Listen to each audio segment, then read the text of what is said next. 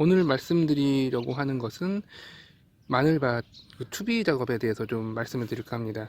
추비를 주기 전에 우선 해야 될 일이 있는데, 이렇게 지금 보시는 것처럼 저 같은 경우는 유공 비닐을 써서 이렇게 마늘 정식하였는데, 그렇다 하더라도 이렇게 사이사이 그 마늘 그 심은 자리에 이렇게 풀도 같이 자라게 되더라고요. 그래서 추비하기 전에 이렇게 꼭 그 풀을 모두 제거해 주시는 거 좋습니다. 추비한 후에는 이 마늘뿐만 아니라 풀들도 더 왕성하게 자라기 때문에 풀을 우선적으로 제거해 주시는 것이 좋습니다. 계속해서 마늘 추비 작업에 대해서 좀 설명드리도록 하겠습니다. 마늘 같은 경우에는 한지형 마늘 같은 경우에는 저 같은 경우는 한지형 마늘을 지금 재배하고 있는데, 보통 2월 말, 저 같은 경우는 2월 말 정도에 보양 작업을 해두었던 비닐을 벗겨내었고, 그때 요소 비료를 조금 녹여가지고 조금 주었거든요. 그 이후에 이제 지금 3월 중순 정도가 되었는데, 이때 다시 한번 추비를 주고, 그리고 4월 20일이 되기 전에 한 4월 또 중순 정도에 다시 한번 추비를 줘서 총 3번의 추비를 줄 계획입니다. 이 추비 작업 같은 경우에는 하지 않게 되면 마늘이 비대해지지 않을 수 있기 때문에 꼭 시행해 줘야 하고요. 다른 작물과 다르게 이 추비 작업을 안 해주게 되면 수확량이 적어지는 것뿐만 아니라 제대로 된 마늘을 수확하지 못할 수도 있기 때문에 꼭 해주는 것이 좋습니다. 그렇지만 좀 너무 어렵게 생각하지 마시고 기존에 자기가 가지고 있는 비료라든지 퇴비를 활용해서 추비를 주면 되니까요. 너무 걱정하지 마시고 추비 작업을 진행해 주시면 됩니다. 추비 작업에 필요한 전용 비료라든지 이런 것들이 있는데요. 추비 전용 비료가 또 따로 있거든요. 인산 성분이 빠진 질소와 가리 성분으로만 이루어진 NK 비료라든지 이런 것들이 있는데, 지금 저 같은 경우는 그런 추비용 전용 비료가 없기 때문에 지금 보시는 것 같은 경우는 복합 비료거든요. 복합 비료를 뿌려줄 계획이고요. 지금 뿌려 줄지 안 줄지 지금 상태를 보고선 지금 뿌려줄 거고요. 어쨌든 일반적으로 가장 많이 사용할 수 있는 작은 텃밭을 한다면요, 가장 많이 활용할 수 있는 것은 지금 보시는 것처럼 이렇게 복합 비료를 활용하는 것입니다. 복합 비료는 봄밭을 만들 때도 뿌려주기도 하지만 추비용으로도 충분히 활용할 수 있으니까요. 본인 집에 추비용 전용 비료가 없다고 한다면 이렇게 복합 비료를 활용하는 것도 좋습니다. 이마저도 없다, 나는 그 복합 비료도 없다라고 한다면 지금 보시는 것처럼 이렇게 완수된 퇴비를 뿌려주는 것도 좋습니다. 보통 책자나 이런 데 보면 추비용 비료에 대한 내용 말지 퇴비에 대한 내용은 별로 없는데요. 비료가 없다고 한다면 지금 이렇게 완숙된 퇴비를 뿌려주는 것도 좋습니다. 저 같은 경우에는 지금 화학 비료를 쓰지 않고 지금 퇴비만 활용해서 지금 추비를 할까도 고민을 하거든요. 그러니까 본인이 가지고 있는 재료 선에서 이렇게 추비를 해주면 되고요. 지금 여기 보시는 것처럼 그러니까 요소만 구성된 요소 비료도 있는데요. 1차 때 같은 경우는 저 같은 경우 요소 비료를 소량 뿌려주고, 다른 건 또 지금 보시는 것처럼 EM수를 조금 더 희석해가지고 줬거든요. 그러니까 말 그대로 1차 추비 때는 요소 비료와 그리고 EM수를 주고 다른 건 주지 않았습니다. 그때 퇴비를 줄까도 이제 고민을 했었는데, 그때 여건상 할 수 있는 상황이 아니라서 퇴비는 주지 못했고요. 1차 추비 때는 아까 말씀드렸듯이 요소 비료와 EM수를 물에 희석해가지고 주었습니다. 보통 비료를 줄 때 이렇게 보시게 되면 이 비료를 바구니나 이렇게 담아가지고 손으로 이제는 술술 뿌려주게 되는데요. 이렇게 뿌릴 수도 있지만 물에 녹여가지고 줄 수도 있습니다. 봄에 보통 봄비가 많이 내리기 때문에 보통 일반적으로는 이 비료를 마늘밭에 뿌리고 이제 비 오길 기다리는 편인데요. 요즘 저희 지역 같은 경우에는 비가 흠뻑 내리는 날이 별로 없어가지고 물에 녹여가지고 물과 함께 이렇게 줬습니다. 그것도 하나의 방법이니까요. 그냥 뿌려만 주는 게 아니라 물에 희석해서 물과 함께 줄 수도 있으니까요. 그 방법도 좀 생각해 주시면 좋을 것 같고요. 그리고 물론 집에 NK 비료, 그러니까 추비용 전용 비료가 있다면 그 전용 비료를 뿌려주시면 될 것 같고요. 보통 마늘 전용, 양파 전용, 감자 전용 해가지고 그 비료들이 많이 시판되어 나오는데요. 그런 걸 너무 작은 텃밭 할 경우에는 특히나 이렇게 그렇게 연연하지 마시고요. 그렇게 되게 되면 정말 배보다 배꼽이 더 커지는 경우가 생기거든요. 정말 수확한 양은 얼마 되지 않고 그런데 그런 전용 비료들을 다 사다 보면은 돈도 많이 들 뿐만 아니라 보관하는데도 또 문제가 될 수 있기 때문에 지금 뭐 없다고 한다면 복합비료로도 충분히 가능하니까요. 다른 작물도 마찬가지입니다. 지금 뭐 농약사나 이런 데 가게 되면 전용비료 해가지고 또 어느 정도 또 욕심도 나고 좀 더 상품성 있는 그런 그 작물을 좀 키우고 싶은 마음에서 그 전용비료를 구입하기도 하는데요. 작은 텃밭 할 경우에는 그렇게 하지 않고 지금 보시는 것처럼 복합비료라든지 퇴비라든지 이런 것들을 이용해서 좀 하시면 좋을 것 같고, 저 같은 경우는 질소가 지금 장인어르신이 살아생전에 좀 이렇게 구입해 놓으신 게 있더라고요. 그래서 질소 같은 경우에는 워낙 빨리 날아가는 성분이기 때문에 추비용으로 질소는 따로 이렇게 저희 어르신께서 구입을 해 놓으신 것 같습니다. 그래서 저 같은 경우도 이 작물의 상태를 봐서 좀 웃자랐거나 이런 경우는 당연히 질소비료를 주면 안 되고요. 요소비료를 주면 안 되고, 봐서 성장이 좀 더디다라고 한다면 이렇게 요소비료를 사가지고 이렇게 물과 희석해서 주거나 아니면 봄밭에 좀 뿌려주는 것도 하나의 방법이라고 할 수 있습니다. 계속 이어서 전문적으로 말 농사를 지시는 분들 같은 경우에는 질소와 가리 성분을 일정 비율로 섞어가지고 마늘밭에 추비용으로 쓰거든요. 그렇게 할 경우에는 농업센터라든지 이런 데서 기준을 내려주는 그 기준대로 해가지고 봄밭에 추비용으로 뿌려주면 되고요. 1차 추비는 아까 말씀드렸듯이 비닐을 벗긴 다음에 비닐 벗기고선 직후라든지 이때 뿌려주면 좋고요. 그리고 비가 오지 않는다면 물을 희석해서 주면 좋습니다. 그리고 친환경으로 재배하고 싶다라고 한다면 저 같은 경우 지금 올해 그렇게 좀 시도를 하려고 하고 있고요. 지금 여기 보여드리는 것이 EM이라는 건데요. 이게 원액입니다. 보통 사람들이 EM수 하면은 활성액을 만들어서 사용해야 된다고 생각하시는데, 물론 활성액을 만들게 되면 요 EM 원액이 수십 배로 늘어날 수 있겠죠. 커다란 농사를 지신다고 한다면 이 원액을 쓰기보다 당연히 이걸 활성화시켜서 활성액을 만들어서 훨씬 더 많은 양을 확보한 다음에 봄밭에 뿌려주는 것이 연면 시비하거나 관수하는 게 좋겠지만, 저희처럼 조그만 텃밭 가꾸기 할 경우에는 이렇게 활성액을 만들지 않고 원액을 쓰셔도 상관이 없습니다. 저 같은 경우는 이 원액을 물에 한 250배 정도 희석해가지고 1차 추비 때 좀 활용을 하였습니다. 그리고 지금 제가 가지고 있는 뭐 농약이라든지 아니면 추비로 활용할 수 있는 것들을 지금 대부분 꺼내가지고 이렇게 보여드리고 있는데, 여러분들도 뭐 저만큼 가지고 있지 않을 수도 있고, 아니면 저보다 더 많은 뭐 추비 전용, 뭐 마늘 전용 뭐 해가지고 더 많은 비료와 뭐 이런 것들을 가지고 있을 수도 있는데요. 본인이 가지고 있는 비료라든지 이런 뭐 농약이라든지 이런 걸 최대한 활용해서 추비를 활용하면 되니까요.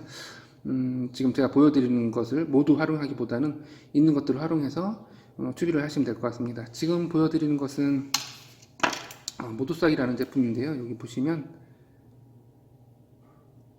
유기농업 자재라고 써 있거든요. 그래서 저 같은 경우에는 유기농으로 농사를 좀 지고 싶다라고 해서 이거를 작년에 한 병 구입했는데 가끔 좀 사용하고 있고요.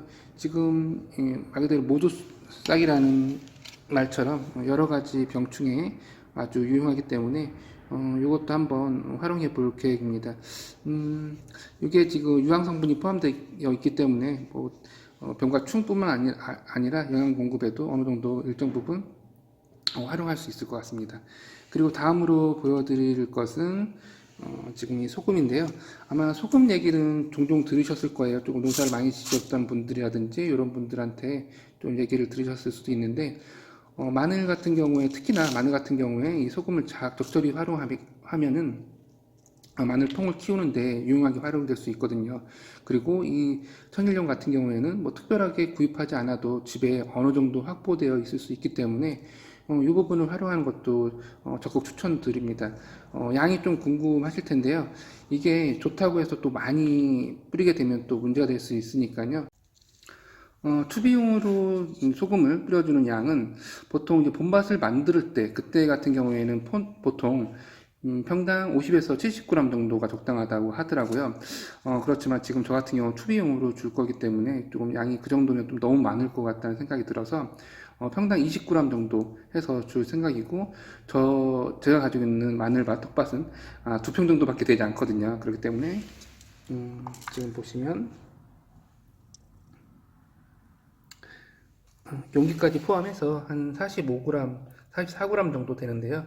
한 2평 정도 되는 밭에 한 이 정도 녹여가지고 줄 생각입니다. 다음으로 이제 지금 제가 보여드렸던 것은 추비용으로 줄 수 있는 다양한 비료라든지 탭이라든지 뭐 이런 천일염이라든지 뭐 이런 것들을 좀 보여드렸는데요. 이것뿐만 아니라 이제 그 농약 부분도 좀 궁금해 하실 수 있는데요. 농약 같은 경우에는 보통 저 같은 경우는 최대한 쓰지 않으려고 노력을 하지만, 이 흙 속에서 자라는 작물 같은 경우에는 이게 가늠을 할 수가 없고, 이게 병충해가 있는지 없는지 잘 모르기 때문에 뭐 당연히 오랫동안 농사를 지시고 이러신 분들 같은 경우는 잎의 상태라든지 여러 가지 경우의 수를 보고 관찰만으로도 여러 가지 병충에 대해서 좀 아실 수 있지만, 저처럼 그 정도의 노하우가 없으신 분들 같은 경우에는 특히나 땅속 작물을 키우는 과정들이 조금 더 곤욕스럽고 힘들 수밖에 없는데요. 그래서 저 같은 경우에는 특히나 마늘 같은 경우는 그다지 커다란 텃밭 가꾸기 얼마 되지 않는 경우에는 커다란 병충해가 없기 때문에 그냥 저처럼 이런 토양살충제라든지 이런 것들을 활용하지 않아도 되지만, 조금 더 많은 밭에 마늘 농사를 지신다고 한다면 비닐을 걷고 어느 정도 추비 작업을 진행함과 동시에 이렇게 토양살충제를 살포해 주시는 것이 좋습니다. 지금 보시는 것은 일반적인 이런 토양살충제고요. 제가 제일 많이 사용하고 있는 토양살충제입니다. 농협사에 가게 되면 또 자세한 설명을 해주니까요. 그거대로 사서 구입을 진행하시면 되고, 이 후추향 같은 경우에도 지금 보시면 여기 보시면 마늘, 잘 화면에 잘 안 보이는데요. 보시면 마늘 병에 대해서 병명에 대해서 나와 있고, 이걸 어떻게 처리하라는 사용량까지 다 포함되어 있습니다. 어쨌든 오늘 제가 말씀드렸던 부분은 이제 제가 가지고 있는 탭이라든지 비료들, 그리고 천일염 뭐 이런 것들을 좀 보여드리면서 추비를 할 때 어떤 것을 주면 좋다, 그리고 어떤 시기에 주면 좋다라는 것을 좀 설명드렸는데, 다시 한번 설명드리면 추비를 주는 시기는 한지형 마늘 기준으로 좀 설명을 드리겠습니다. 그리고 뭐 남부 지역에서 나는 난지형 같은 경우에는 이거보다 조금 더 한 달이나 이렇게 한 달 정도 더 빨리 더 시행해 주시면 될 것 같고요. 일단 한지형 그 마늘 같은 경우에는, 저 같은 경우는 6월 말쯤에 보양했던 비닐을 벗기면서 그때 1차 추비를 했고요. 지금 3월 중순인데 3월 중순에 2차 추비를 할 거고요. 그리고 4월 또 중순에 또 한 달을 텀을 주고 4월 중순에 마지막 3차 추비를 할 것입니다. 그리고 그 이후에는 추비를 하지 않고, 그 이후에는 추비보다도 물 관리를 더 잘 해줘야 되거든요. 그렇기 때문에 그 이후에는 추비를 하지 않고 물 관리를 더 잘 해줄 계획입니다. 보통 그때 마늘이 더 커지는 비대해진 시기인데, 이 추비에만 또 열심히 관여를 해주고 물 관리를 그 이후에 또 안 해주시는 경우가 있는데, 어떻게 보면 추비보다도 이 물 관리가 더 중요할 수 있으니까요.